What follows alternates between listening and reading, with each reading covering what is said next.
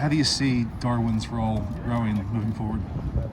Darwin did some good things, and then, like we've talked about a running back all year, I think that those guys are good with the football in their hand, and we got to give them touches, and they'll be important for the offense. So, kind of like Trig coming in, he got here really, really late, and just the more and more comfortable he gets, I think, with the offense, the more and more familiar he gets, and the larger his role will get, and he does really good things with the ball in his hands a lot of the time.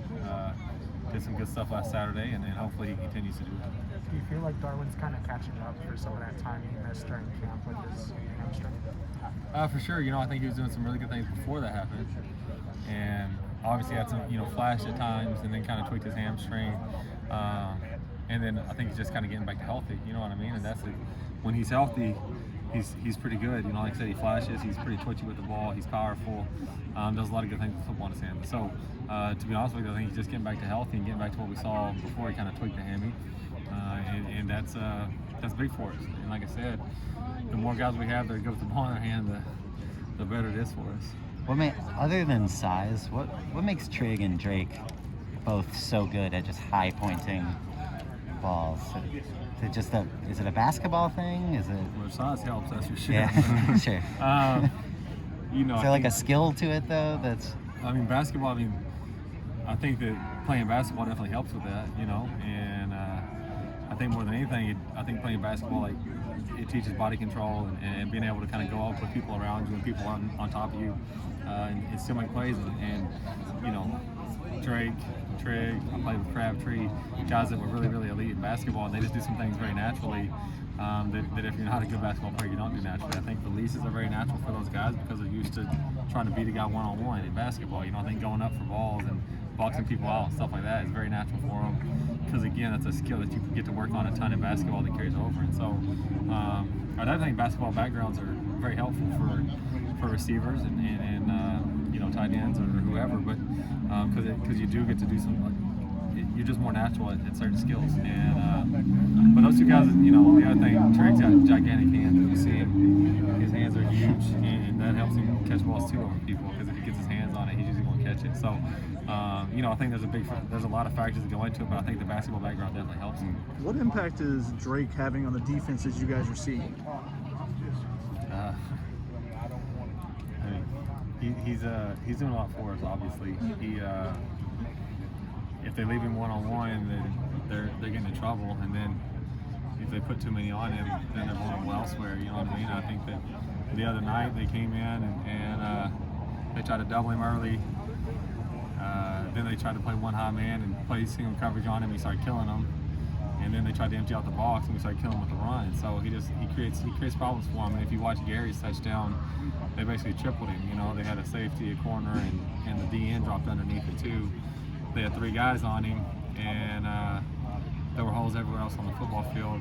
Gary caught the touchdown, but EK was wide open on the far hash too because they're short elsewhere. And so that's kind of the beauty of what we do, I think, or what we try to do is if you try to overload one guy, then the ball's got to go elsewhere and it should find the open people, And so he definitely creates opportunities for other guys, whether it's in the run game or in the pass game when they try to overplay him. And so, like I said, he's been big for us. Obviously, like I always say about Drake, there's not enough good things I can say about that guy. He's a great player and a really great person too. And so he does everything right. He makes a lot of plays, and the great thing about him is, if they are putting too many on him, he'll tell Keaton, hey, you need to go elsewhere. They're trying to double me. Don't try to force it to me, because he understands it's a team game, and that no matter what, if we're scoring points, it's good for the team, and he understands that, and he's not a selfish player. So I think that speaks to him. Speaks to his character as much as anything. What do you think, seeing Jackson get some throws in just 2 weeks out of the surgery? He's really attacked his rehab, and again, I think that's a testament to him. And I think when he got the news kind of about his knee, that was one thing. Like, he said, I'm going to be back faster than they think. And then, I think that's just kind of the mentality he's taken into the whole process. And so to see him back this quickly or out there getting some throws is encouraging. And like I said, I think it's a testament to him and his work ethic and how he's attacked the situation.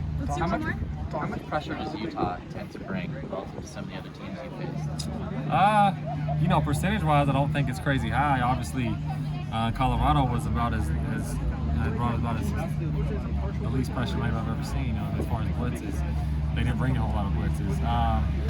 Utah, I think, percentage-wise is more than that, but it's not like they're off the charts. I think they've been good on defense for a long time in Utah, and that staffs, I think, are kind of the defensive guys, or kind of that philosophy's been there for a whole long time.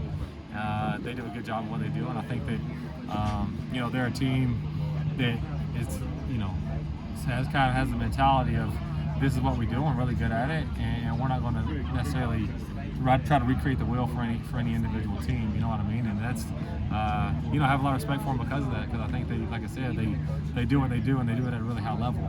And so I don't anticipate them bringing like a crazy amount of pressure. I do think there will be some pressures. But like I said, I don't think percentage-wise they're going to be off the charts, and bring way more pressure than we've seen.